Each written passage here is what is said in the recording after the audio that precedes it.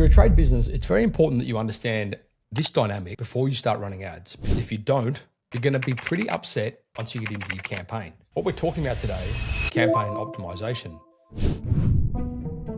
I'm going to break that down pretty simply for you, but the reason that I want you to understand this dynamic is because it will help manage expectations when you do get your campaigns up and running, and it will help you understand with a bit more clarity how campaigns evolve through the process of what we call optimization. So importantly, what is campaign optimization? Essentially, it's when you have your leads increase and your costs, hopefully, decrease. This takes time, and this is not an overnight thing, which is why the optimization process, especially at the beginning of a campaign, is paramount. Very important that you give it the time it deserves in order for that campaign to start performing. How long that takes is to be defined, but it does take time. It's not an overnight thing. So I'm going to show you in a second an example of a campaign that's been running for 1 month, a plumbing company, just to give you guys a bit of context as to what it might look like for you and your business when you do start to go down the route of paid traffic, in this instance with Google Ads. What you can see here is a couple of 4 different weeks. The first week when we launched this was at the end of March. The cost per lead for this plumbing client, was $170, which is insanely high, shockingly high, actually. However, not surprisingly high. It's an expensive vertical, expensive location, so on and so forth. On that note, it's not always about cost per lead. In fact, it's not always about cost per acquisition. I've done other videos, which you can check out here, where we're talking about why you need to place emphasis on lifetime value, because essentially the cost for you to acquire that client on the front end kind of becomes null and void, provided you have a really good play in place, which enables you to maximize the lifetime value of that customer. We call that LTV, lifetime value. Again, watch this video to learn more about that. You can see here, this one's pretty shocking. Well, not so much shocking, but definitely upsetting. As we go further, that lead cost actually goes up. You can see here in the red line, this is what that's indicating. It's gone from here to here. Again, upsetting, but not unexpected. And then you can see once this optimization starts kicking in on this campaign, the leads costs start coming down, and significantly. 80 odd bucks, it's come down from here to here.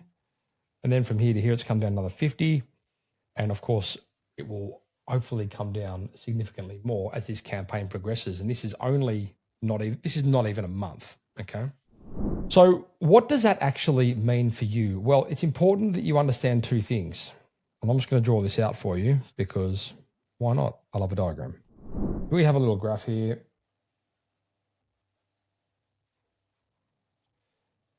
When a campaign kicks off, you hopefully are going to see your leads go up. And then you'll hopefully see your costs come down. Now, the variable here is this little bar at the bottom, which is time. And again, you could call this weeks, it could be months, whatever. But the point is, over time, your lead quality and lead volume should increase like this, and your costs hopefully will decline. Now, of course, they will only get so low. That's just the nature of the beast when it comes to Google AdWords, but it is important that you do enable your campaign to mature enough to get to that point. It's also worth mentioning at this stage, there are certain things that you don't want to do with your ad campaign in the early stages. And those things are largely to do with turning them on and off.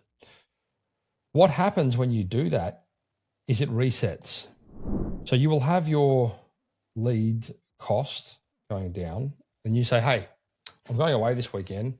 Can we turn it off? The algorithm wants to reset itself.